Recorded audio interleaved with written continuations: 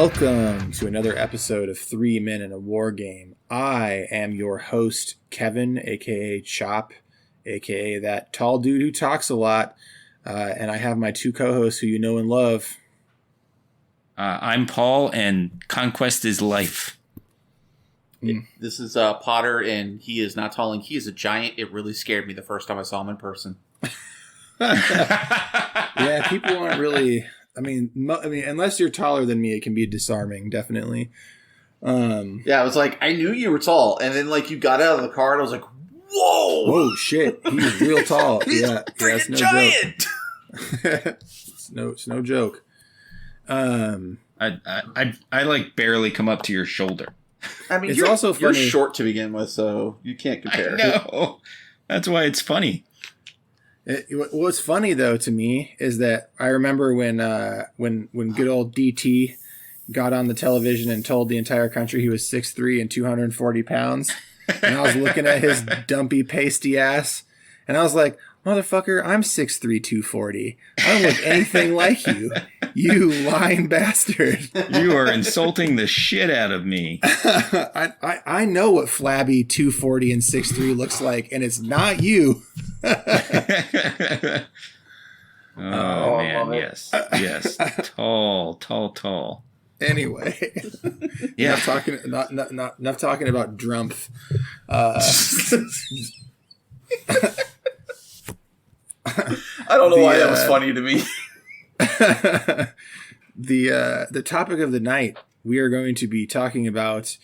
We were going to be talking about 40K, and we will talk about 40K, but my busy ass could not get around to reading those rules. So next week, or 2 weeks from now, from when you hear this, we'll do the 40K, which actually will line up to be like just after the actual like big release of 40K 10th. Like the like Leviathan will be out at that point because we're still like 2 weeks out from Leviathan.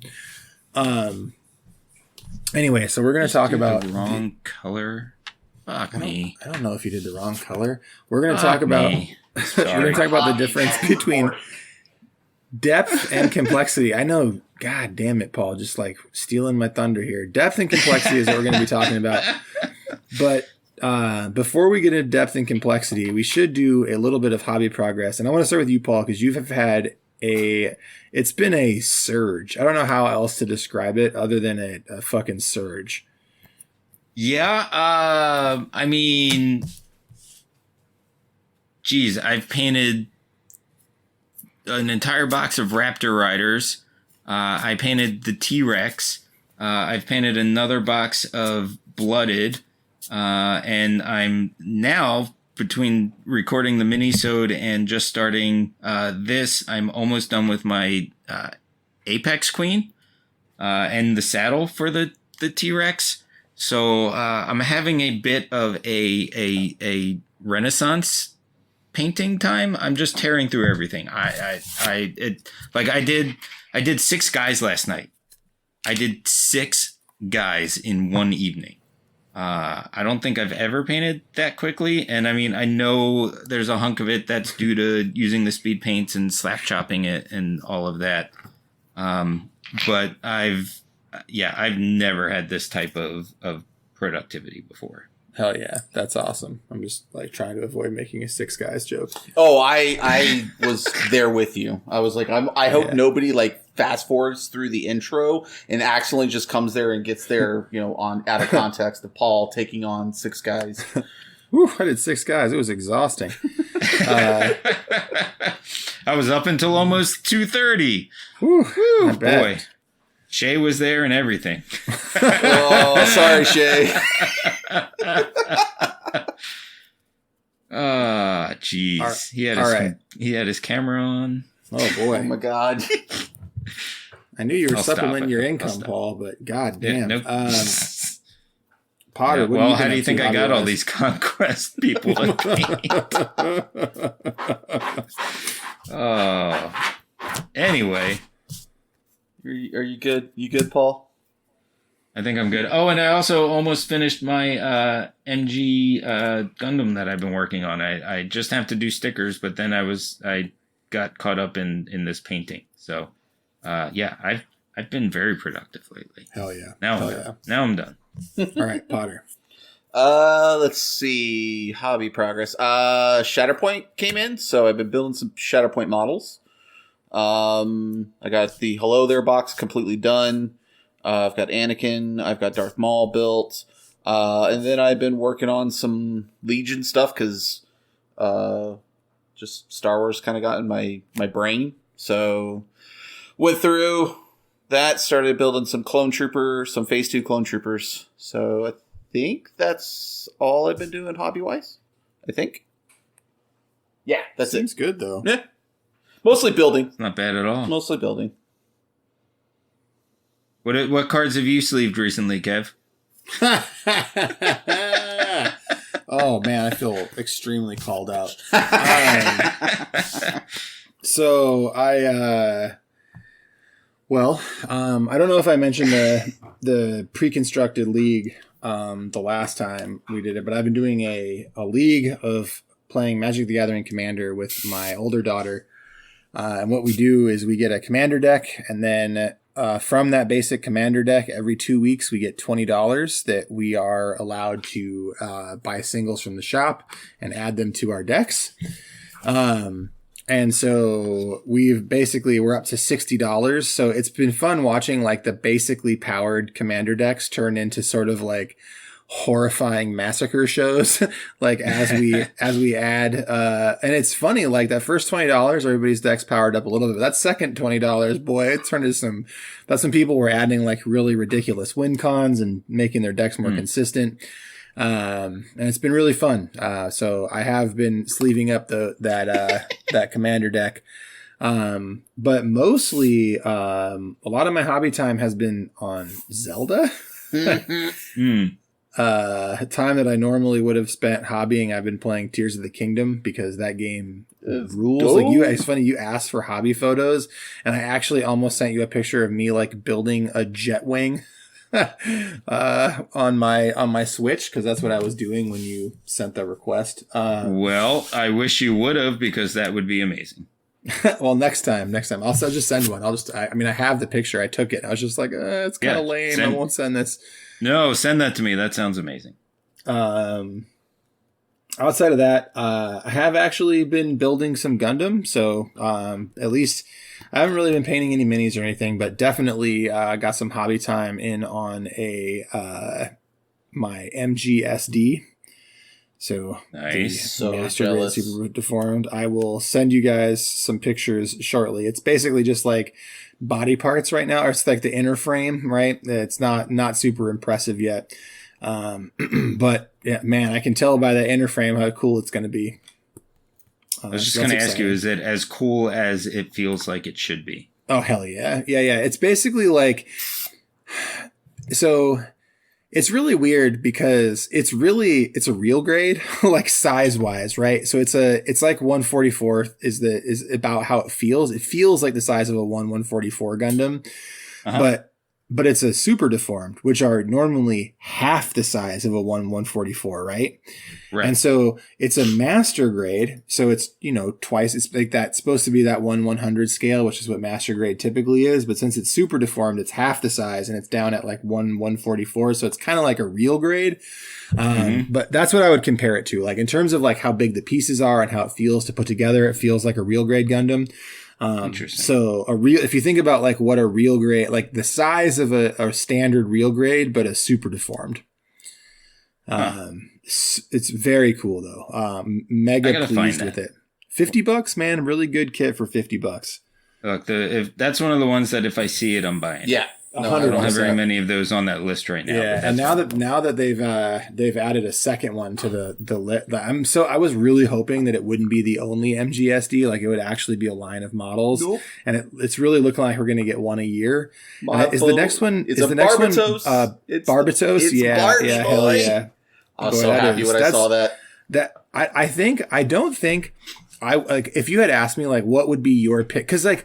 What do you want for a perfect grade? What do you want for a master grade? What do you want for a real grade? Like those answers change. They depend, right? Like what's out, what would look good in the style, et cetera, et cetera. But if someone had asked me what is your ideal for your next MGSD, I would have said the Barbatos. Like, it's going to be dope. I know you want Exia, but like, Not Exia would look everything cool. can be an Exia. But I do think that the Barbatos is going to look so sweet. It's going to be so Oh yeah, nice. it's going to be great. I can't wait for it. I think his like weirder proportions are gonna come out like really awesome. That's what I mean. It's gonna look so cool because it does have. It's got like those. It's so aggressive looking too. You know what I mean? Like it's like if you look at the Barbatos like just its profile is like the most like inherently violent looking of like any of them. I don't know how else to describe it. That's because Mikasa is insane. Yeah. So that's basically where I'm at with that. But anyway, very cool. But I think that's all three of us, right? We've covered hobby progress.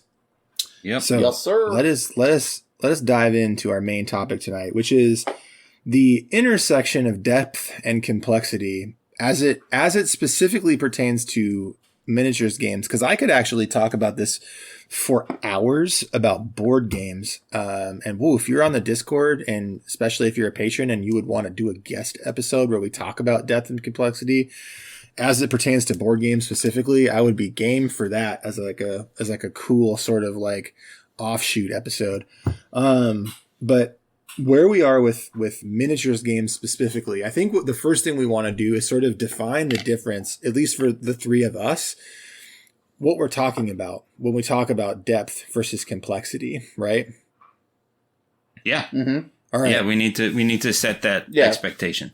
Yeah. Okay. So I think the easier place to start here is complexity, because you don't have to abstract anything. Complexity is like when you're reading through a rule book, right? The complexity of the rule book is like a lot, the page count, the number of rules, right? So the number of rules and the number of rules interactions in the printed rules, not the things that happen because of player decisions, right? But like the actual word count of the rules and the amount of sort of like brain space you need to have occupying to keep those rules in place, right? So the more complex, the harder that becomes.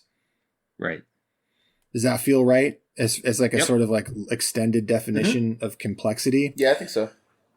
I think that's spot on. And depth is not that. Depth is, I mean, I just think, everything these two things get conflated, right? I think you hear people talk about these very similarly, but they're not similar, because there are lots of, like, chess is not a complex game, but it is deep, right? The depth of chess is cavernous, unfathomable, right? It is infinitely deep. But the complexity of chess is just knowing what the core pieces do, and there aren't very many, right? So right. The difference is that what depth really refers to is how much agency a player has at any given stage of a game. The more agency you have, the deeper that game is. Basically, like, the more rope a game gives you to hang yourself with, that's the depth of the game, right? Like especially when it gives you the decisions where it really, whether or not you win or lose, comes down mostly to your decisions. And the more that's true, the more that your decisions matter to the outcome of the game, that goes further and further into depth, at least for me. I don't know if you guys. Yeah, I mean, I think that's a good assessment of it, right? Like, it's a lot of that rules overhead kind of side of things. Yeah, rules overhead, complexity, player agency, depth. Yep. And so if we think about this, like, you look at like a square plot grid, right, where you have depth on one axis and complexity on the other, that kind of gives you like 4 zones where you have more or less complexity and more or less depth, and then how those quadrants sort of overlap with each other. And like miniatures games occupy all of these spaces, right? Like you have games that are both not complex and not deep, but that doesn't mean they're not good, right? But also you have games that are very complex and very complete, very deep. And so like, if we look at that, like complexity and depth scale, like the upper right is like infinity, right? Right. Very complex game, very deep game. Mm-hmm.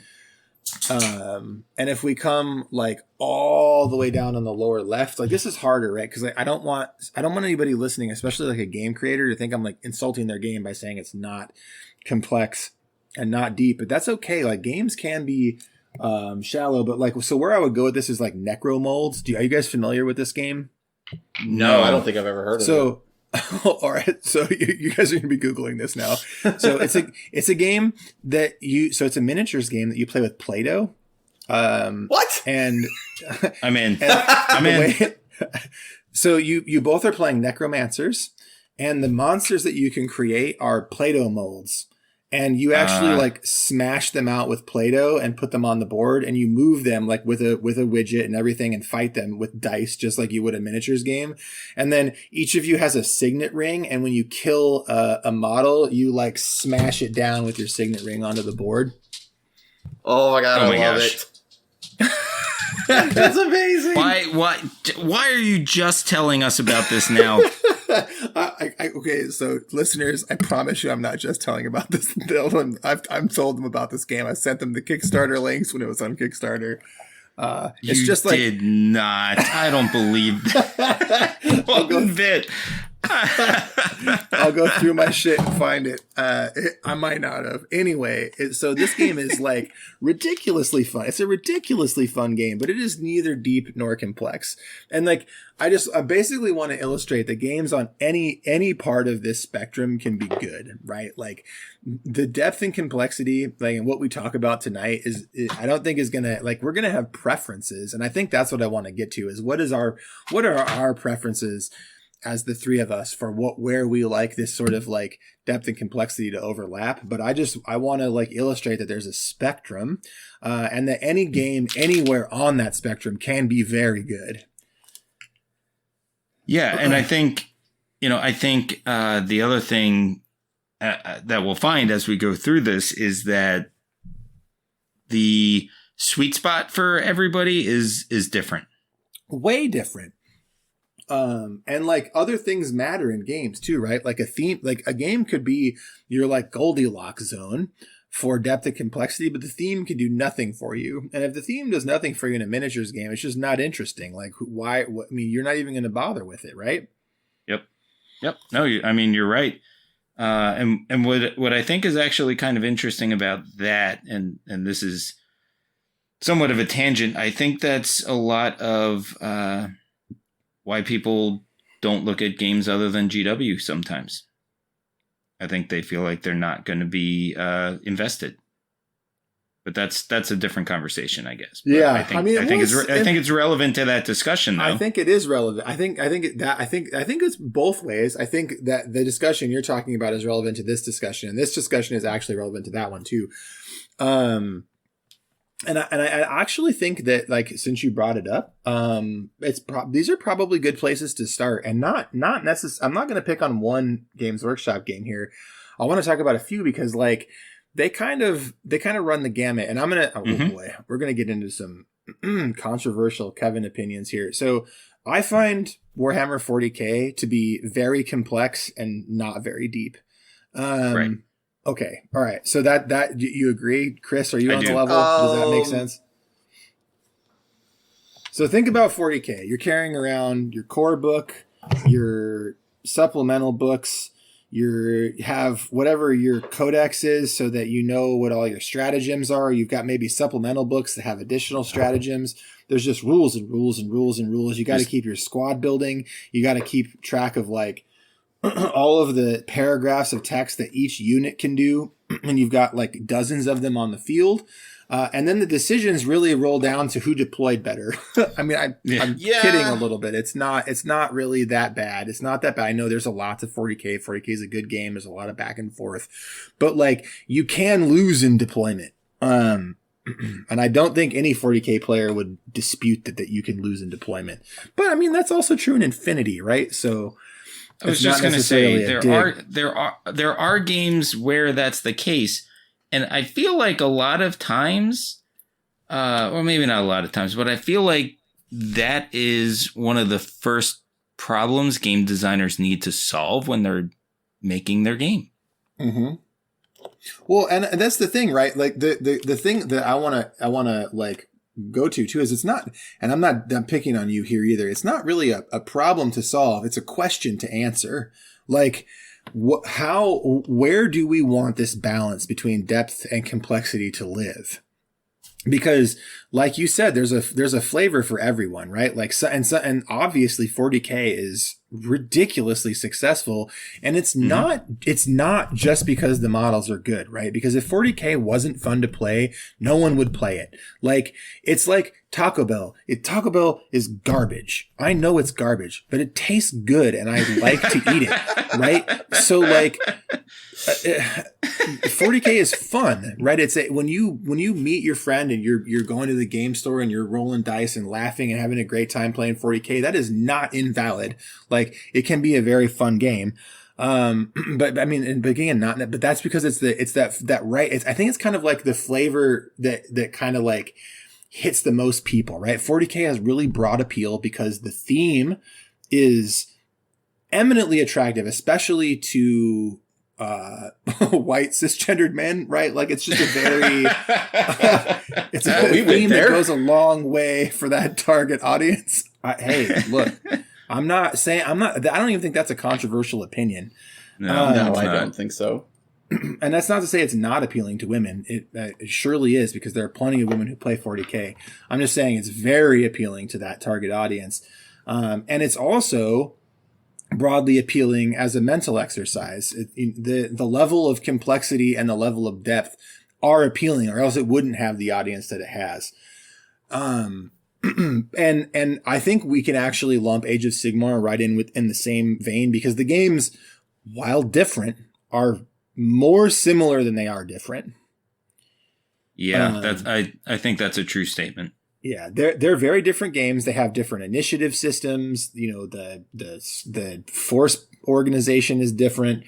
But when it comes down to it, the model counts are similar. The stat lines are similar. The game flow is similar, even if those other things are different.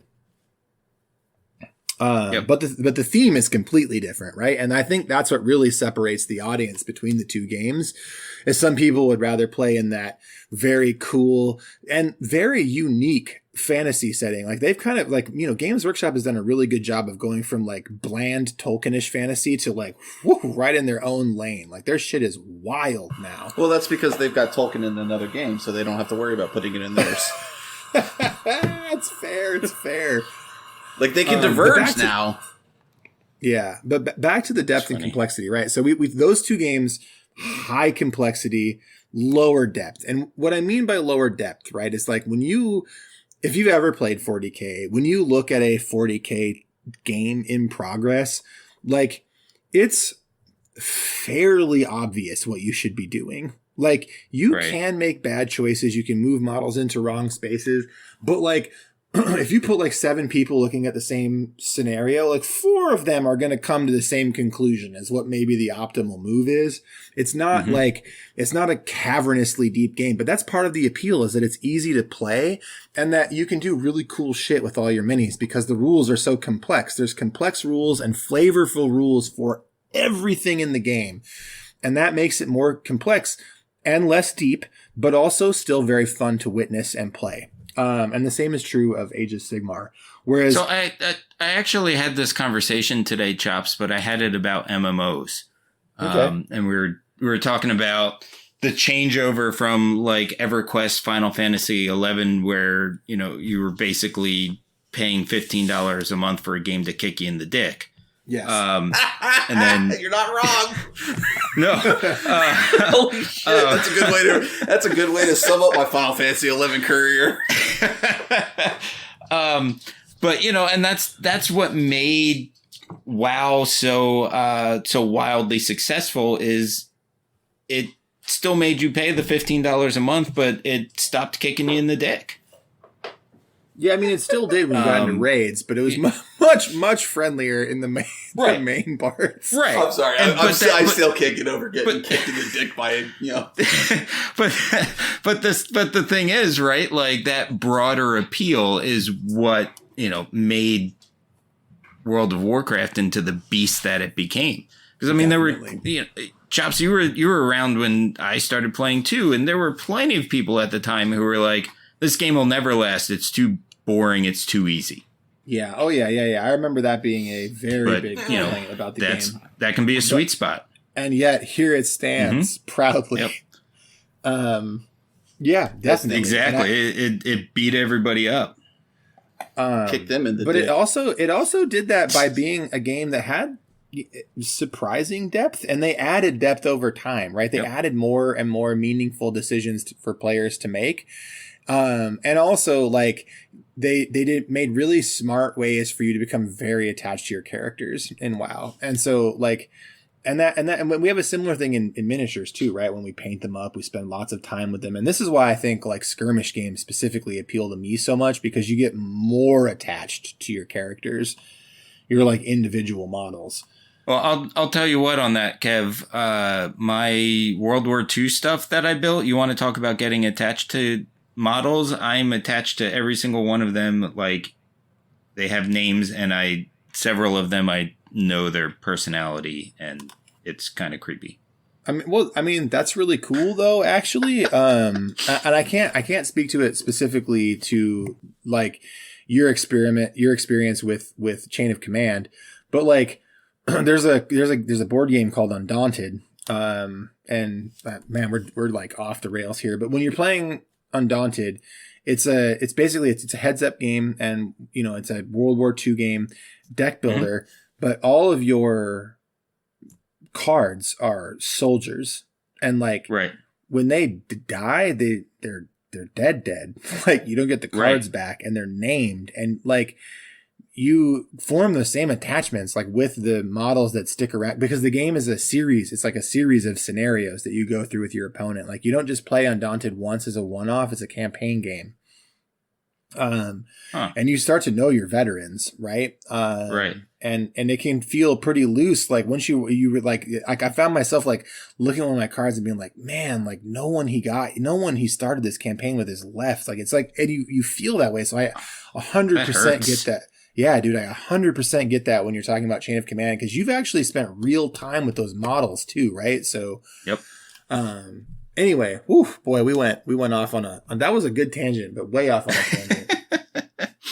tangent. But so what I want to get to though is I want to go from a Games Workshop game where there's a lot of complexity and not so much depth, to a game that has, I would say, like, boy, I hate to say this, but like upper medium complexity. Like I wouldn't call it high complexity, not in the same way that 40K is, but like it's also not a game where you're like, this game is simple, you're gonna just get this no problem, never have to reference a rule book. But also a game that is cavernously deep when compared to 40K, and that's Blood Bowl.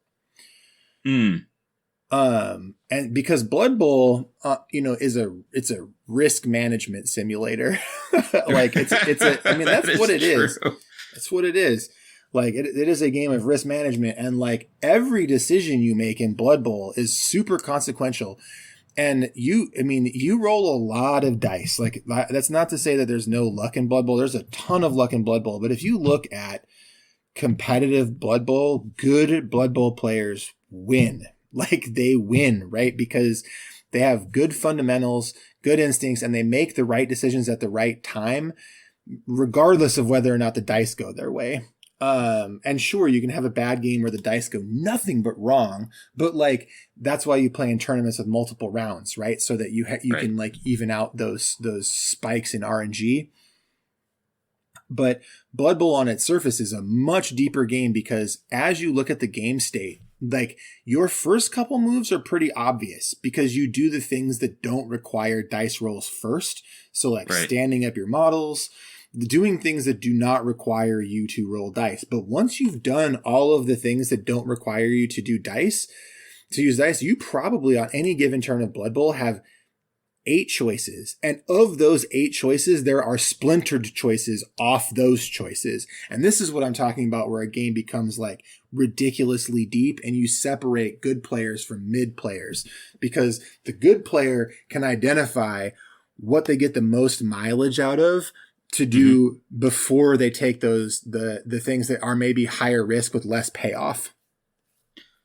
You know what I honestly feel like you're talking about, like you could have the same exact conversation with, is A Song of Ice and Fire.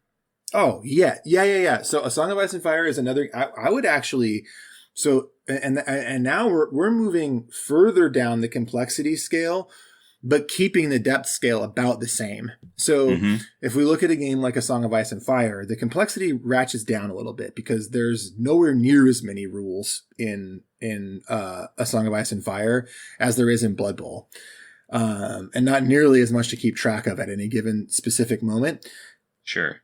But as soon as it's your turn and you have to activate a model, oh boy, it is just as wide. Like the decision of which model to activate versus an NCU to activate to go onto a specific spot, and then how that dovetails into future decisions. And even like, if we're talking about like charging a model and then like how you pivot, how you face, how that affects everything else, like all of those decisions are like incredibly impactful because of the way that the activation system works in A Song of Ice and Fire. And because you can sort of like delay activation by using the NCUs and the tactics board. Yeah, I agree 100%. That's a game where the depth level is very similar and the complexity level comes down. But then again, you think about the vibe of these two games, right? Like Blood Bowl is kind of like a Looney Tunes Saturday morning violent football game. And the models are cartoony and silly and shit. And I mean, A Song of Ice and Fire is like brutal. Whoa, brutal. Yeah. It's like, Shit's it's dying like slightly twisted world fantasy with dragons, right? Like right. World history, but fantasy with dragons. So, and this is kind of what I mean by like, and for me, A Song of Ice and Fire is basically a Goldilocks game for me. Like it's right in my lane for what I like in terms of where that depth and complexity meet. Now, I do also enjoy games that are a little bit more complex, but with similar levels of depth. I think that what I want to say though is the depth level of A Song of Ice and Fire is like right in the zone for me. Right.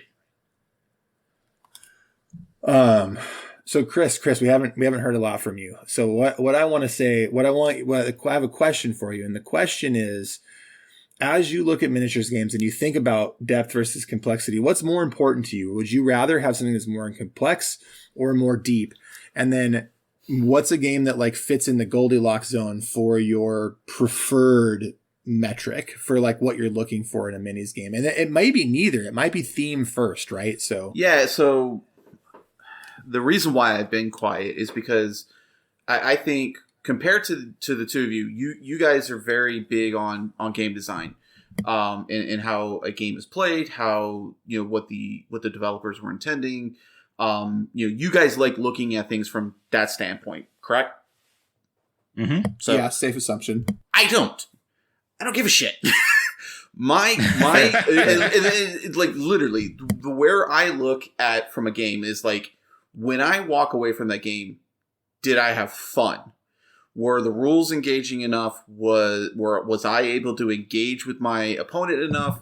Did I like the theme? Did the armies feel good to me in terms of like what I've picked? Like I could care less about game design. I'm not that way. Like if I had to pick, I would probably pick a game that has more depth than complexity, because of that, I think. But yeah, for me that and that's why I've been quiet, because it's like I knew this was going to be one that I probably wasn't going to have a lot to say on, because I don't look at games that way. Like for me, like Shatterpoint, like I bought the game without even watching any of the stuff, because it's Star Wars. Like Star Wars, the theme is like, it's me. It's bigger models. It's skirmish. I do like skirmish games. Skirmish games are easy to set up for me and my kids to play. Skirmish games are easy for me to go out and play on Wednesday, Thursday night, because quick games, easy to pack up, easy to put down kind of thing. And it's Star Wars. So like for me, it was a no-brainer. Like I got it. how it plays. As long as I'm having fun, I could care less if it's, super complex and in depth like Infinity, or if it's just kind of as GW put it back in the day, we're a beer and pretzels company. Like I don't care. I just want to have fun at this point in time. I'm getting too old to care about that stuff. That part is surprisingly true, because I've developed the I'm old and I don't give a shit kind of situation. But I feel like even though you're saying that you don't worry about these things, all of the reasons that you gave for playing the game, the reason you have fun are these things, right? Even if you're not thinking about it, right? And that's why I like to interrogate. And that's where maybe like I'm not thinking, like, again, where I'm coming from is like I don't think about it, like. It's just, I have a native feeling, whether it's good or not for me. Like, I don't go into, like, I spend all day doing risk management. I don't want to go and play a game where I'm going to do more risk management. So, like, Blood Bowl, out of the question. And see, I don't know that you wouldn't have fun. I would. I've played Blood Bowl before. I actually super enjoy the video game versions of them because I know they're very close to the rule sets. They are the rules. Yeah. It's a one to one. Yep. So but again, it's whether I'm having fun with it or not, in all honesty. 100%. But like, again, like if we think about it, so, okay, here's what I'll say, right? So if you give me, Chris, give us your 5 favorite miniatures games right now, just like right off the top of the head, rattle the 5 that come to your mind that you have the most fun playing. All right. So, right now, it's Legion, Conquest. Yep. I'm looking at what I've like downgraded to. MCP. Mm-hmm. A Song of Ice and Fire. Mm-hmm. And, I just got Shatterpoint. I haven't played it yet, but I would throw it on there just from a theme standpoint. It's all right. Just from those 4, there's a theme across all 4 of those games. So the complexity level of all 4 of those games, wildly different in complexity. All of those games are similarly deep. All 4 of them. Yep. That's exactly what I was thinking. Yeah. So that's where it is for you, right? Depth is what's more important. Yeah. And like I said, like if I had to pick, depth would be it. Yeah, and I think for most people that's true, and I think this is why, like, when somebody tells me, they're like, GW, man, it's the way. I'm like, well, kind of, like, and I think if you're playing a game like Warhammer Underworlds or Warcry, where there's less complexity and more room for depth in play and decision making, like, I think it's a little easier to stomach that. But like for generally people, I think enjoy being able to make good decisions. Like you want your brain engaged, right? You want to be like thinking, and you also want to be rewarded for making good decisions, even if you don't win a game. So no big secret. I play a lot of Flesh and Blood. What? I know. Get out. And I track every time I play in paper, and my win percentage is 56%. So like, that means I lose a lot. Yeah. Do you know what I mean? Like, it means if I'm playing 100 games, I'm losing 44 of them. Yeah, I'm losing a lot of them. And it never stops me from having fun because the depth is incredible. And that's the same with miniatures games. Like, especially when I think about a game like Malifaux, like I never cared if I was losing a game of Malifaux, never, because even if I was losing, the like small victories and little things you can do in that game are so fun and so impactful. And like, you can like still pat yourself on the back for having like a couple good calls in a game, and also the games were close, right? And that's also I think true in all those games you mentioned. Like generally the games, every one of those, the games are pretty, aside from MCP, sometimes that goes really sideways, but usually those games are very close. And I think like if we really were to like, if this was like a game, a world where everything was fair, games with more depth would very often be the ones people would gravitate to. Yeah. Yeah, I'm inclined to agree with you on especially that last statement. I think complexity of rules. Well, no, maybe not. I was going to say I think maybe complexity is more likely to drive people away from a game. No, because the game that so in a perfect world where I had unlimited free time, I would play Bushido every single day. I still need to play that. And that game is super complex, like not quite infinity level, but like certainly more than anything else. But it's again the thing about that game is that like, the depth is also deeper. Like where it goes more complex than your average mini game, it's also deeper. Like Bushido is one of these games where truly every decision you make matters. Like every single minute thing you do, because facing in that game matters. How you assign your attack and defense dice matters. And also the dice math is really smooth. So RNG isn't nearly as punitive in a game of Bushido as it is in other games. You activating your models, you can force your other opponents into bad spaces because your models in Bushido are in one of three states. They're either like ready, tired, or exhausted. And when you fight with a model, so if I approach your model and we fight, it lowers your level by 1, even if you haven't activated the model. So, and it's this, that alone makes all of the decisions about where you put your models, right? Because if you're thinking about it from second level play, you can very effectively bait in Bushido because you can put a model into a vulnerable position because your opponent's like, oh shit, I can exhaust that model. And they might not be thinking about the repercussions of charging into that model that you put out into the open. And I mean, that's true in a lot of games, but it's especially true in this game because of the way that a lot of the mechanics work and also because of the way facing works. So I just thought of two things there, Kevin. The first thing is that, me saying, I feel like complexity would be more likely to drive somebody away than depth.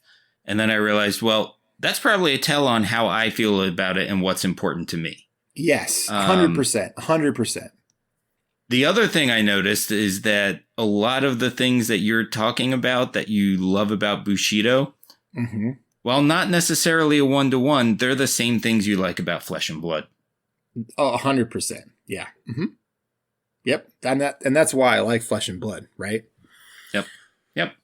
Because every card matters. Yeah, every card matters, and every decision you make with every card matters because every card is modal. Like it's not like Magic where a card is the card. Every card in Flesh and Blood is up to 4 things. Yeah. So, it makes a big difference.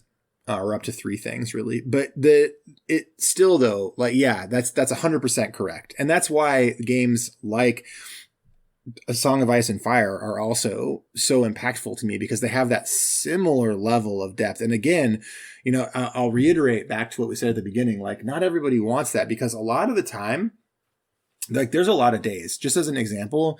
So like if I was at the end of a long day and I had a friend that was over and it was like, hey, you want to roll some dice, play a miniatures game? And I'm exhausted. I am 100 times more likely when tired to reach for Relic Blade because Relic Blade is fun as hell. Like that game, every time I play that game, I laugh.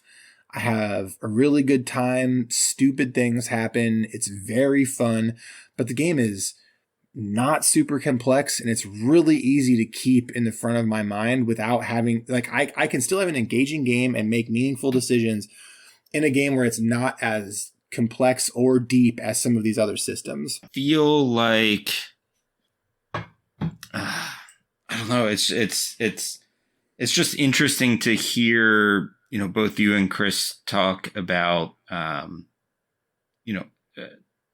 without necessarily being specific on it, but hinting at your sweet spot. And it's it's very interesting to me that all 3 of us, while enjoying similar games, are enjoying them for very different reasons. Yeah, and Yeah, they fit into that 100%. sweet spot for us for a different reason. Yeah, definitely. And a well designed game, I think, should make that happen. It shouldn't all be one or the other. Like, people should enjoy it for different reasons. Definitely. And that's the cool thing about the hobby, right? Because like some of it is the painting, some of it's just like hanging out with your friends. And like that's where a game like 40K is great, right? Great. Because like if you just want to hang out with a person you enjoy spending time with and rolling dice and laughing and telling a story, 40K is an excellent vehicle for that experience. Like, so that's why Chris and I never play 40K. We don't like each other. We don't want to hang out with each other. Have we really not played a game of 40K? I don't think so. I really don't. I think you're right. I don't think we have. But I mean this in a way that like that 40K has merit, right? Like Sure. as a game system, it has merit. And I think the merit that it has is that like you can have that really cool experience with a friend. And it maybe isn't as mentally taxing as a game like Infinity, right? Would be if you went out because, you know, just as an example, like I'll hang out with my buddy Aaron, and if Aaron and I play a game of Infinity, I might come away from that session and being like, boy, Aaron and I didn't really like socialize much. Mm-hmm. We were just doing bullet math the whole time. Right. You know what I mean? Like, and that's just the way the game goes. Whereas if we were to sit down and play like Mind Bug for an hour, we would talk a lot more. Mind Bug is a card game. It's like a self-contained sort of like 1v1 card game, but like it just is a game where it's just like a lot more. Or if we were playing like Forgetful Fish, which is a Magic variant, like there would be more room for conversation and just socializing. And like, I guess the point I'm getting at is like the depth and complexity, it can be different and you can want different levels of it for different reasons, depending on the experience that you want to get out of it. And I think what I'm really getting down to is like, this is funny because I'm making a really good argument for like not focusing on one game system. Because the different game systems can give you different things. And this is why my wallet hates you. Yeah. Yeah. I'm not even going to try and fight that. It's like your wallet hates you too, right?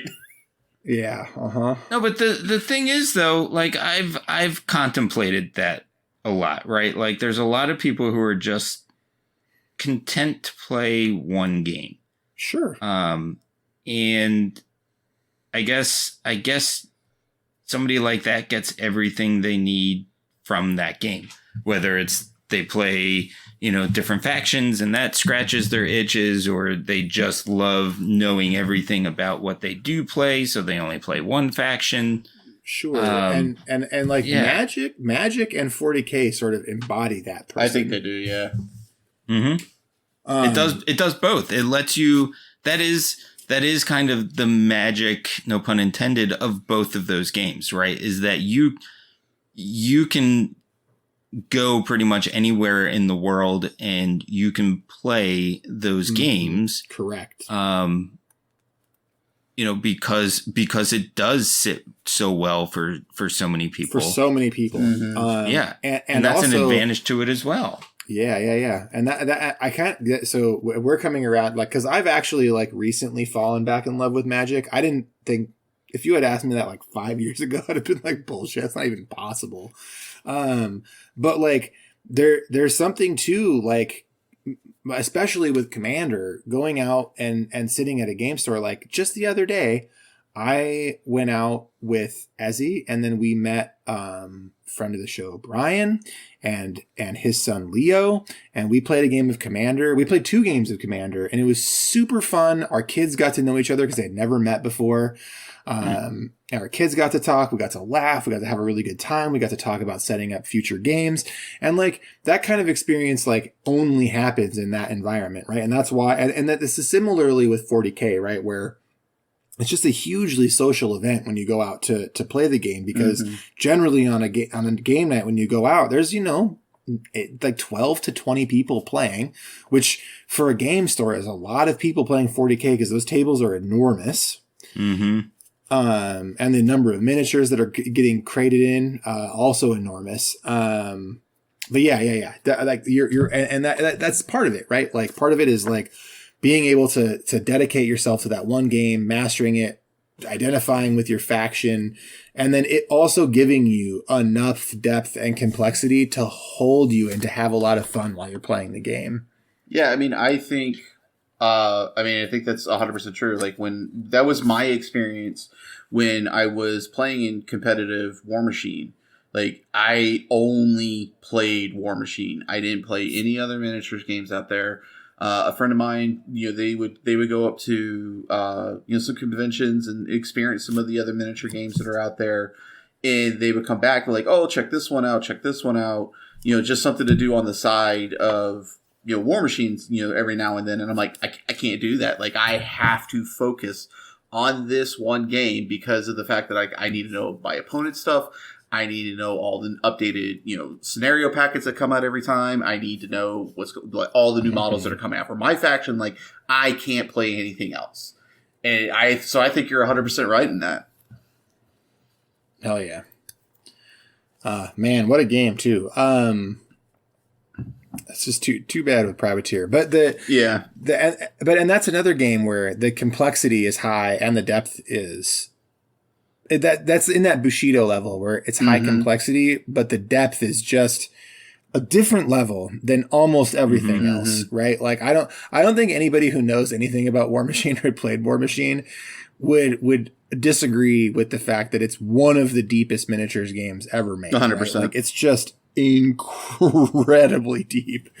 Yep. Yep. That's a big thing that it has going for it. Yeah. Definitely. Yeah, I feel like I've reached the top of where I had salient points here. But the thing that I really just want to get across, and it's similarly like wrapping back to the beginning, is that like there isn't a right level of complexity or depth. And the reason that this is a valuable discussion to have though is because it can really help you hone in on your preferences. Because like if you think about depth and complexity, it helps you understand a little bit better about what you like about the games that you like, even if it's not something that you think about, like with Chris, where it's not something that's at the front of his mind. That doesn't mean it doesn't contribute to the enjoyment of the game. And it's a useful thought experiment, even if you don't care about game design, because the intersection of these two things matters a lot in terms of like the mental load that a game puts on you, whether or not you're going to be able to pick that game up easily, or if you're just going to be immediately turned off by a 400-page rule book with 200 special rules, right? Mm-hmm. Well, and I was actually, before we even came up with this as a topic, I was actually thinking about it, just because I was trying to figure out exactly why I've been enjoying Conquest so much. Mm-hmm.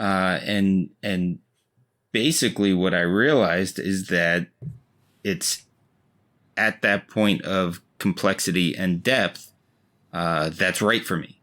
Yeah. Right. Like it's got a lot of tactical decision making, and there's a lot of levers to pull when you're playing the game, but I don't walk away from the game feeling like I just defended my thesis.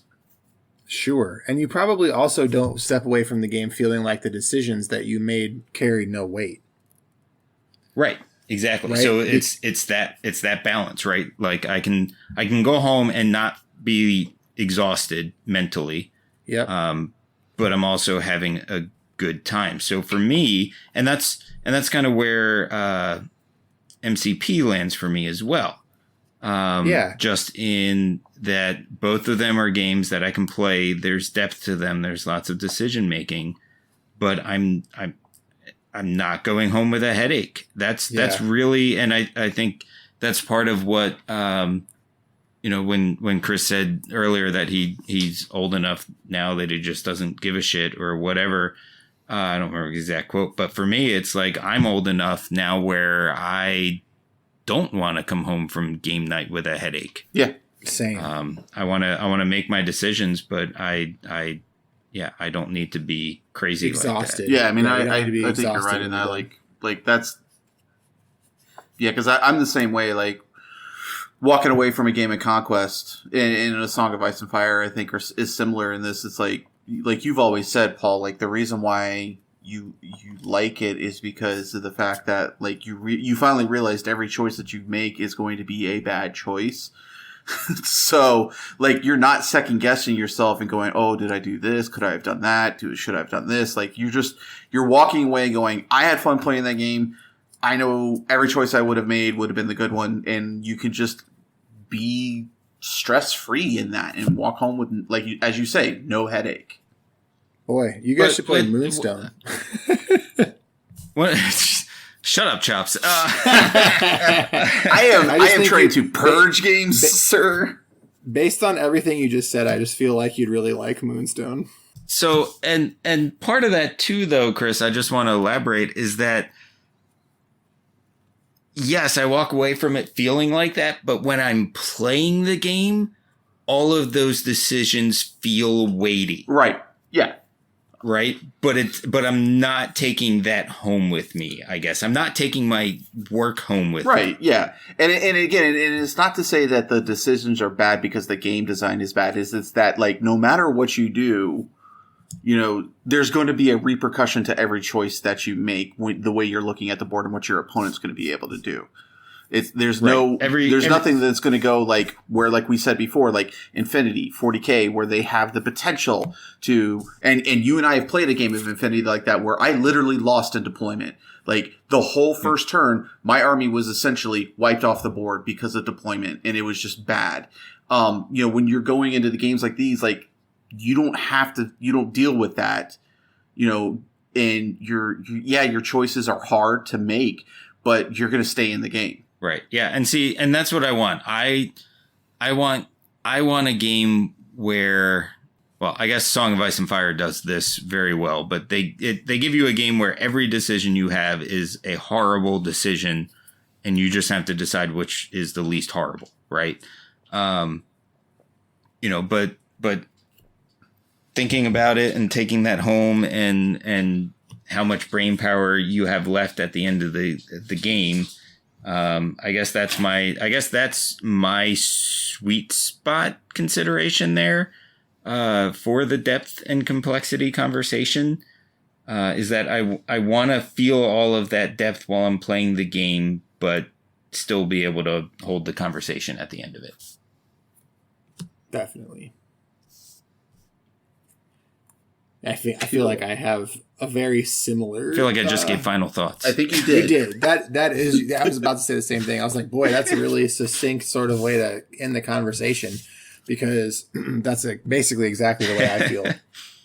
And I'm just gonna like reiterate the thing again because I think we've talked about, as I get older, the things I care about change, and now I think the thing I care about the most is that people enjoy the things that they do as hobbies, right? Because I think sometimes you lose sight of that, and you can actually like not be having fun, and also like feeling validated in the things that you like is important to me, like especially if they're things that don't hurt anybody, right? And so I've like sort of taken this like stance where I used to just like like I guess I especially publicly on the podcast, I never really shit on stuff, but you guys know privately I'd be like, I hate this thing. I don't like it. It's not for me. But like, it's actually like, that's changing in me. That perspective is changing. And I care a lot more that people just are having a good time. And like now when I look at a game like 40K, I'm just like, good for the people who are really enjoying this right now. Exactly. And the purpose of this, and especially the use of the mental exercise to me, is to like look at these two things and look at how the entire spectrum is valid, right? Mm-hmm. The entire spectrum of depth and complexity is valid. And every portion of it is important. And I think we're extraordinarily lucky to live in a time where we have, especially in this hobby, specifically in this hobby, and if we look at miniature games in isolation, we live at a time where we can play miniatures games in any area of this intersection. Like we can go for a less complex, less depth game, more complex, more depth, sort of medium, or, you know, pulling on those and pushing on those levers however we like. And there's a game that we can play that lives in that space. And I just think that is the coolest thing. And I guess that's my final thought, is that we live in a very fortunate time in the hobby, and it's just really cool that like you can have so much fun playing all of these great games. Mm-hmm. It is a golden age. Mm-hmm. Too many sometimes. Yeah. The amount of minis games is too damn high. It is too damn high. Is that your final thought, Chris? I think so. Like, no, not my final thought. Yeah, I mean, I think I pair, you know, chops like where I'm at in my life. Like, yeah, there may be games that are not for me. I'm glad other people have them. And the games for me, just because it's a complex game doesn't mean it's going to be good in my personal opinion. Right? Or bad, right? Right. Yeah. It doesn't mean it's going to be good or bad. You know, it just means that it's a complex game. You know, and I think that's why I, as you guys have fully pointed out to me, lean towards games that have a little bit more depth. Mm-hmm. Mm-hmm. Cool. All right. Who wants to read us out? Well, thank you, first of all, to all of our patrons. You are all wonderful. And thank you to everybody hanging out on the Discord.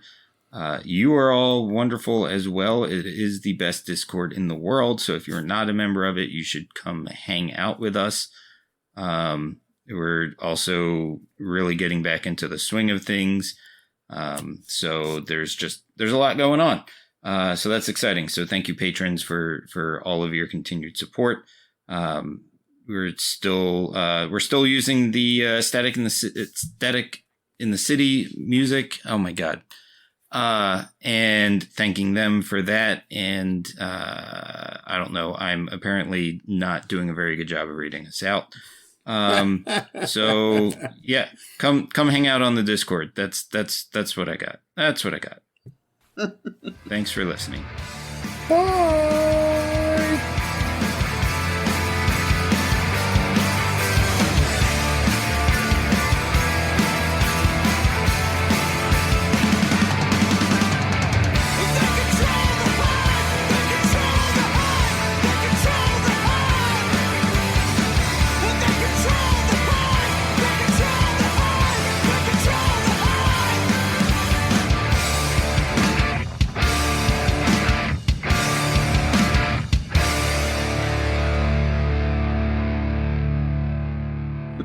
All right, there you go. God, that was the worst thing I've ever done. I don't know. I loved it. It was like watching a car crash in slow motion.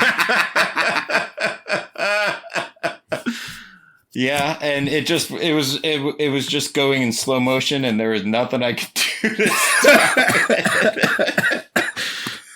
it. You had to get that have that hard reset button right next to you a little closer. Yeah. I started that going, I'm a genius. Oh no. Oh no. I love that.